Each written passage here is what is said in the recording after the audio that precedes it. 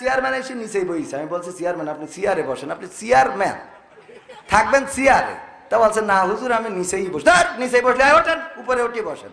তা বলছে যে না হুজুর আমি বলছি শুধু এখানে বসলি হচ্ছে না, আজকে ঈশার নামাজ হলে এখানে জামাত হয়েছে কিন্তু অন্য ইমামরা ইমামতি করেছে, আপনি চেয়ারম্যান, ইউনিয়নের চেয়ারম্যান, আগামীতে ঈশার নামাজ হবে জামাত হবে, আপনি থাকবেন সামনে ইমামতি করে দেবেন, সবাই নামাজ পড়বে আপনার পিছনে। তা উনি হাসতেছে, আমি কিছু বললাম, আমি মনে করছি হাসছে যখন তাহলে আর একটু সামনের দিকে যাই। আমি বলছি শোনেন এখানে শেষ না, আগামীতে কাউন্সিলে আজান হবে, আপনি সেই আজান হয়ে যাওয়ার পরে মেম্বারদের নিয়ে ওখানে ইমামতিতে দাঁড়াবেন, মেম্বাররা আপনার পিছনে নামাজ পড়বে, কারণ আপনি চেয়ারম্যান। তো উনি তাও একটু হাসে উঠলো। আমি বলছি যে এখনো শেষ হয়নি, আগামীতে যদি কোরআন কায়েমের ডাক আসে, রাজপথে যদি কোরআন কায়েমের আন্দোলনের ডাক পড়ে, তাইলে আপনি চেয়ারম্যান কর্মীদের নিয়ে রাজপথে ঝাঁপাই পড়তে হবে, যতক্ষণ পর্যন্ত কোরআন কায়েম না হবে রাজপথ ছেড়ে যাওয়া যাবে না, কথা যেন মনে থাকে। একজন বাচ্চা হুজুর শুরু করেছেন কি আমাকে চেয়ারম্যান হইলো হিন্দু। তাই আমি বলছি তো এটা আগের থেকে বা না, এটা আর একটু দেরি করলি তো আমি একবার মক্কা মদিনাতে হজ ওমরা করাই নিতে থুয়ে দিতাম এখানে। তো এখন এই মাঝে মাঝে একটু মিস্টেক হয়। আমার চৌকাছায় গেলাম এক মাহফিলি, চেয়ারম্যান বসা, চেয়ারম্যান চিন্তা করি আমি সরকারের উন্নয়নগুলো তুলে ধরলাম যে পদ্মা সেতু এত কিছু করেছে, এত উন্নয়ন মাননীয় প্রধানমন্ত্রী, আসলে উন্নয়ন তো আছে, এই যে মেট্রো রেল সব বলেছি। বলার পরে মুনাজাতের সময় বলছে হুজুর খালেদা জিয়ার জন্য একটু দোয়া করতেন। আমি বলছি কে? তা বলছে আমি বিএনপি চেয়ারম্যান।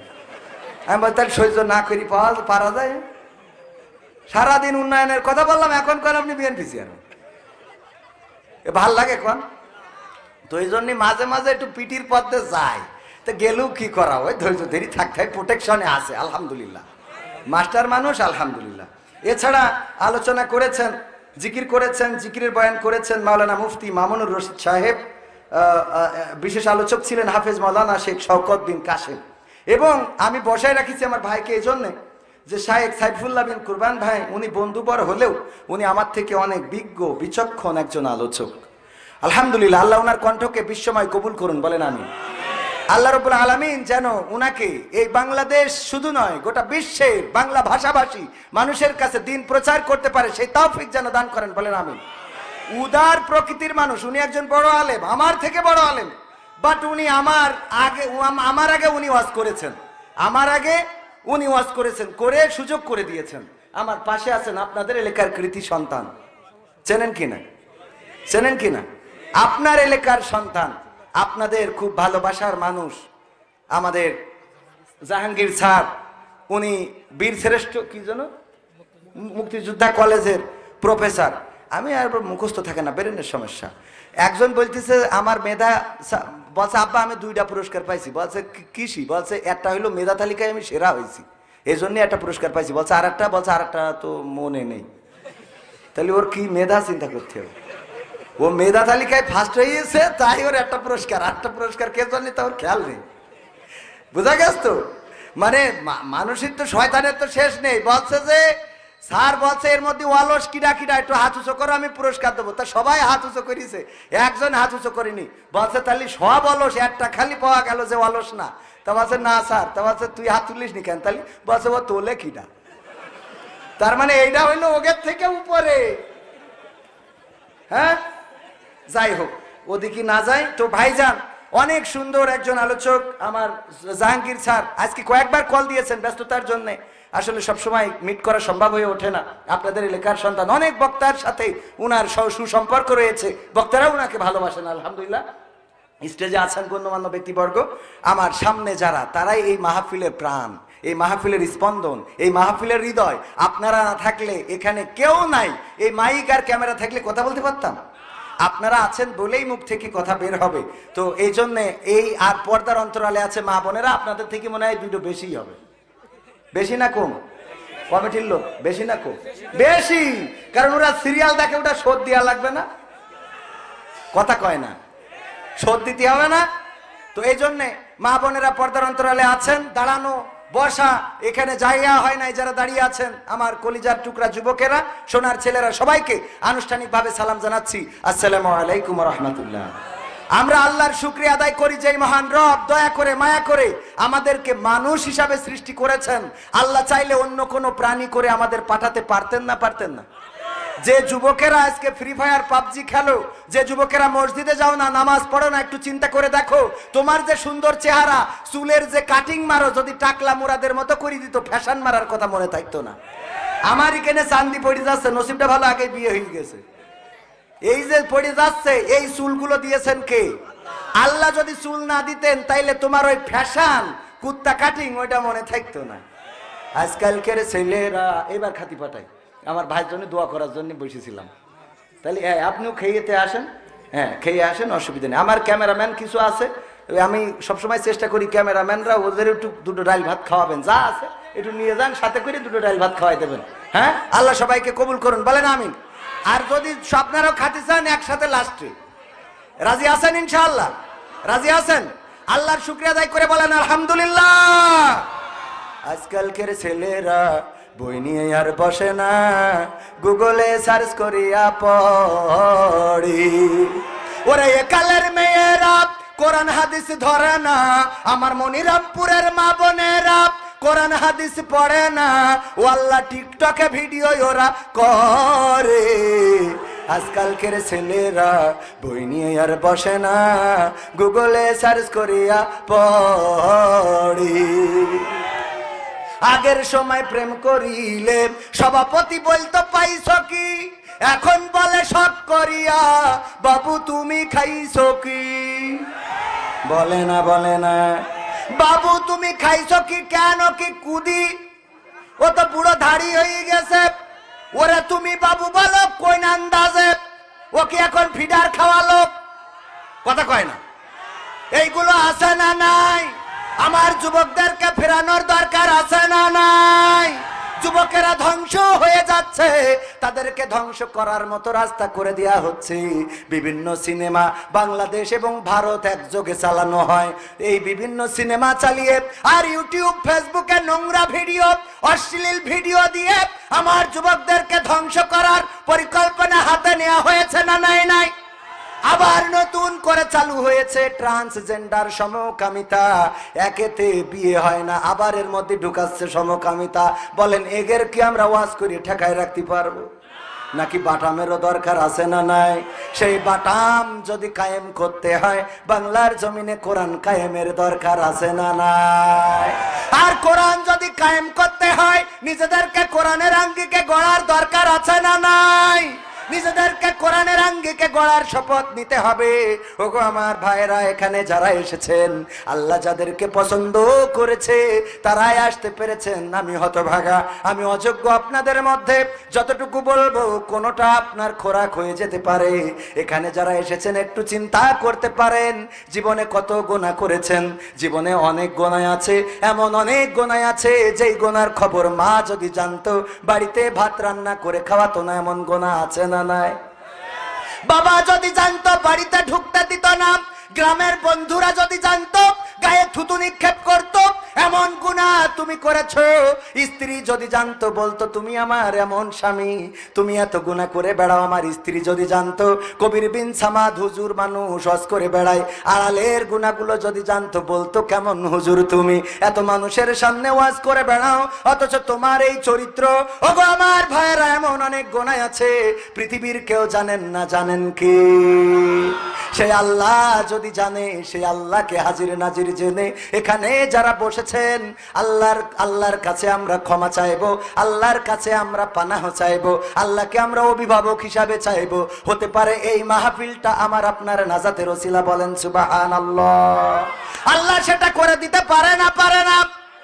আর যাকে কবুল করবে না, আল্লাহর নবী বলেছেন, আল্লাহ যাকে জাহান্নামের জন্য তৈরি করেছে, আল্লাহ যে জাহান্নামে যাবে সে সারাটা জীবন ভালো কাজ করার পরেও মৃত্যুর আগে জান্নাত যখন তার 1 বিঘাত অথবা কিছু অংশ দূরে থাকবে, এই সময়ও এমন খারাপ কাজ করবে যে আল্লাহ খুশি হয়ে তারে জাহান্নাম দিয়ে দেবে। বলেন নাউজুবিল্লাহ।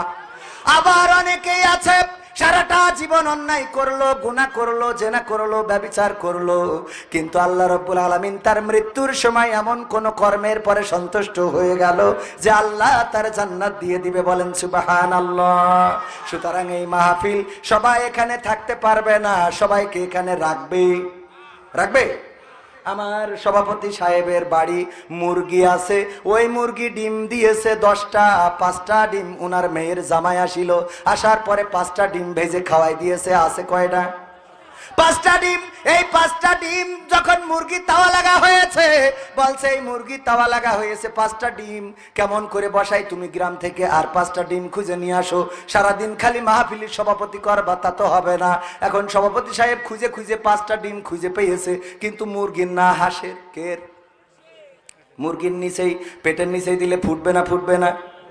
10টা বাচ্চাই যখন ফুটেছে, শীতের সকাল, কুয়াশায় আচ্ছন্ন, মুরগি বলতেছে ওগো আমার বাচ্চারা শোনো, তোমরা কুয়াশায় ভিজবা না, তোমরা ঠান্ডা লাগাবা না, আমার কোলের কাছে থাকবা, আমি যা খাই খাবা, আমি যা পরি পরবা, আমার সাথে সাথে থাকবা, দূরে দূরে যাবা না।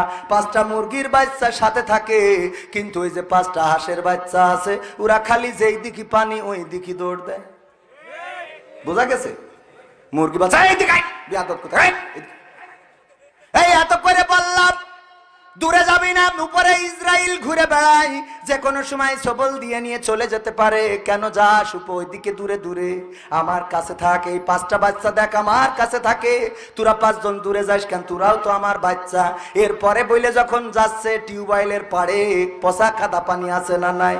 পচা কাদা পানি হাঁসের বাচ্চা পাওয়ার পরে ওখানে নেমে মনে হচ্ছে যে কালকে ঈদ হবে, ওরে বাবা কিলিবিলি শুরু করেছে। করে না? করে না? মুরগি বলছে ওরে আমার বাচ্চারা, আমার বোঝা হয়ে গেছে, তোকে আর ওয়াজ করি লাভ নেই, কারণ তোরা আমার জাতের না, আমার বোঝা শেষ। কথা কি বোঝা গেছে? তোরা আমার জন্মেরও না, অন্য কারো জন্মের।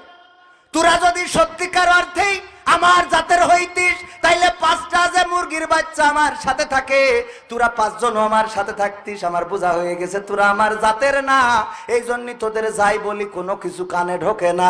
তোদের ওই ভালো লাগে চটপটির দোকান, তোদের ভালো লাগে ফ্রি ফায়ার পাবজির ঘর, তোদের ভালো লাগে ক্যারাম বোর্ড, তোদের ভালো লাগে ওখানে যে আড্ডা মারা। যতই বলা হোক এই সামিয়ানার তলে তোদের জায়গা হবে। কথা কি বোঝা গেছে? যারা জাতের তারা থাকবে, আর যারা জাতের না ওদের যাই করেন থাকতে পারবে, কারণ ওরা ওখানে যাবে, ওই পচা কাদা পানি মাখবে, আর বলবে এসে বললো খেলা হবে। কি বলবে না? বলবে না? ভাইরা আমার, গান তো শেষ করতে পারছি না, অর্ধেক করে রাখছি, মনে আছে কিনা? সব শোনাবো, একবারে কষে দেবো, যতটুকু সময় আছে সময়ের মধ্যে প্রথম আলোচনাটা করে নি। আবার কোরআনের আয়াত তেলাওয়াত করেছি প্রথমেই, শুরুতেই মনে আছে কিনা? পবিত্র কোরআনের সূরা তহার 55 নম্বর আয়াত। কয় নম্বর? 20 নম্বর সূরার 55 নম্বর আয়াত। আমরা এই আয়াতটা কোথায় পড়ি বলেন দেখি? মিনহা পড়েন, মিনহা খলাকনাকুম ওয়া ফিহা নুঈদুকুম ওয়া মিনহা নুখরিজুকুম তারাতান উখরা। কোথায় পড়ি? মৃত ব্যক্তির কাছে, মরা মানুষকে যখন কবরে নামাই তখন আমরা এই আয়াত পড়ি, অথচ এই আয়াত ওই মরা মানুষের জন্য নাজিল হয় নাই। এই আয়াতের প্রেক্ষাপট ওইটা বলে না, এই আয়াতের শানে নজুল ওইটা বলে না, এই আয়াতটা ওই কবরবাসীর জন্য নাজিল হয় নাই। আর আমরা এই আয়াতটা নিয়ে যেয়ে লাগাই দিলাম কবরে কবরে। ওগো আমার ভাইয়েরা, কেন নাজিল হয়েছে আলোচনা করব, কার জন্য নাজিল হয়েছে আলোচনা করব। আপনারা থাকতে রাজি আছেন কিনা? থাকতে কি রাজি আছে? আমি জানি মনিরামপুরবাসী ইসলামের জন্য নিবেদিত প্রাণ, কোরআনের জন্য নিবেদিত প্রাণ। পাশাপাশি উপজেলা বলে বেশি দাওয়াত নেওয়া হয় না। আবার আমার যারা দাওয়াত দিতে চায় ওরা ওয়াকশানে মারতে চায়। আমি বলি ওয়াকশানে মেরে লাভ নেই, ঢাকাতে এই নিয়ে 50,000 মেরিয়ে দেন, আপনাদেরও ভাল লাগবে। কথা কয় না? পাশের তো যারা আনতে চায় কয় হুজুর বাড়ি আপনার এই পাশে, আসবেন, এসে আপনি বাড়িতে কুলি করলে লিখে এসে ফেলা যায়, আপনার এত হাদিয়া দিতে হবে কেন? আমি বলি ঢাকাতে নিয়ে আসেন, টাকা বেশি দেন, ভাল লাগবে। কথা কয় না? গ্রামের ইমাম মসজিদে কি চাকরি হয়? না, হয় না। বড় আলেম, গ্রামের আলেম, গ্রামের সন্তান, ওর দোষের শেষ নেই। ওর বউ পর্দা করে না, ও এই করেছে, ও তাই করেছে, ও মাঠে যায় ছাগল খাওয়াতি, ও গরু খাওয়ায়, ওর কাপড় উপরে উঠে যায়, ওর গামছা মাজায় থাকে, ও আল্লাহ দোষের শেষ নাই না রে। কিন্তু আমার বাইরেতে যে ইমামটা আনেন, ওই ইমাম যে ছুটিতে যাইয়ে নামাজ পড়ে না, এরা কিরা দেখে? কথা কয় না? সত্যি না মিথ্যা? হক কথা বললে অনেকের গায়ে লিখবেন, তা তো বলি লাভ নেই। কারণ আমার বলছে যে হুজুর সময়টা তো বড্ড খারাপ, আপনি তো ভাই সব জানেন, বুঝে শুনে কথা বলে ওয়াজের রীতি টানেন। মনে আছে তো? হুজুর মিলাদ করি কিয়াম করি যাই বাবার মাজারে, হয়তো একটু বিড়ি টানি মনিরামপুরের বাজারে, ফজর নামাজ হয় না পড়া থাকি তখন নিদে, আল্লাহর কিরে হয় না কাজা নামাজ দুই ঈদে, নিয়মিত চেষ্টা করি পড়তে জুম্মা নামাজ, সেদিন শুধু হয় না পড়া যেদিন থাকে কাজ, 3টা জুম্মা করলে কাজা মুসলিম থাকে না, এই হাদিসটা ভালো করে আমার আছে জানা, তাই রাজনীতি চলবে না ও হুজুর, রাজনীতি চলবে না, তাই রাজনীতি চলবে না ও ভাই, রাজনীতি চলবে। এবার বলছে হুজুর শোনেন, এই যে কোরআন শরীফ আপনারা পড়ে ওয়াজ করেন, এ কোরআন আমি পড়েছি, আমার বউ পড়েছে, আমার শাশুড়ি পড়েছে, শ্বশুর পড়েছে, আমার শালা এমনকি শালিও পড়েছে, কিন্তু এই কোরআনে জিহাদ কোথায় আছে আমি তো খুঁজে পেলাম না। কয় না? কথা কয় না? জিহাদ মিহাদ কোথায় আছে দেখিনি কোনখানে, দরগা পীরের মাজার আমার অনেক বেশি টানে গো বাবা, অনেক বেশি টানে, আছে না নাই? জিহাদ কোথায় আছে খুঁজে পাই না, কেন পাই না? কেন পাই না? পড়ে কিন্তু বোঝে না। ওরে আল্লাহ, এই কথা কত এত কষ্ট হয়? পড়ে কিন্তু বোঝার দরকার আছে না? এই জায়গায় মালয়েশিয়ায় ছিলেন মনিরামপুর অনেকেই আছে, আমার সাথে দেখাই ছিল না, হাত তোলেন হাত তোলেন, এই যে অনেকেই আছে। একজন মালয়েশিয়ায় তার মান নিয়ে গেছে, নিয়ে যাওয়ার পরে মা মরি গেছে, তো যাওয়ার পরে চিঠি লিখে পাঠাইছে মা ইবু সুডা মাতি, ইবু সুডা মাতি, ওই যে যারা মালয়েশিয়ায় আছে ওরা বুঝতে পারছে, মানে মালাই ভাষায় ইবু সুডা মাতি মানে মা মরি তেস মারা শেষ। এখন এই চিঠি লিখে দেয় সেই জন্য যে এই চিঠি যদি লিখে দিই ও ডাইরেক্ট জন্য কিরাস না খায়, অনেক সময় আছে না মুখের পরে যদি বলি ফেলে তোর আব্বা মরি গে, ও তো ঠাস করি তো স্টক করবে, ওর আস্তে করে বলতে হয় এই চল দিন হাসপাতালে, মনে হয় তোর আব্বা একটু অসুস্থ, একটু ঝামেলায় আছে মনে হয়, এই বইলে আস্তে করে গাড়িতে নিয়ে বলতে হয় দেখ হায়াত মৌতের কথা তো বলা যায় না, কখন কি হয় আল্লাহ কার কখন নেবে বলা তো যায়, এইভাবে বুঝতে বুঝতে লাস্টে কোথায় যে বলো গেছে। ঠিক না বে ঠিক? মরি গেলে আপনি ফসাং করে করলেন এই তোর আব্বা মরিয়ে গে, ও তো ওখানে স্টক করবে, হাই হাই আমার তো তেস মারা শেষ, এখনো বিয়ে হইলো না। ঠিক আছে তো, কথাটা বুঝবেন। এখন ও পাঠাইতেছে যে মালাই ভাষায় লিখে দিলাম, আমার এক চাচা থাকে মালয়েশিয়ায়, তাহলে চাচার কাছে যাবেন, চাচা ছুটিতে গেছে, যে কইবেন এই যে কি লিখে দেস এ তো বুঝিনি, একটু বুঝাই দিন, তা চাচা সান্ত্বনা দিয়ে বলবেন যে দেখ হায়াত মৌতের কথা তো বলা যায় না, কিল্লা ফতে। তো এখন এই কথা বুঝানোর জন্য ও মালাই ভাষায় লেখ, ও করিস কি কোনো জায়গায় না যাইয়ে ও ওইটা পড়িয়ে মাঠে যেয়ে গান গাইতেছে, ইবু সুডা মাতি, ইবু সুডা মাতি, আরে গান খুব কায়দা করে গান তৈরি। পাশ দিয়ে যখন আর একজন যাচ্ছে বলছে কি করছিস রে, বলছে আমি নতুন একটা মালাই ভাষার গান পাইছি। কি গান? তাই যে ভাই বিদেশ থেকে লিখে পাঠিয়ে দিয়েছে, ইবু সুডা মাতি।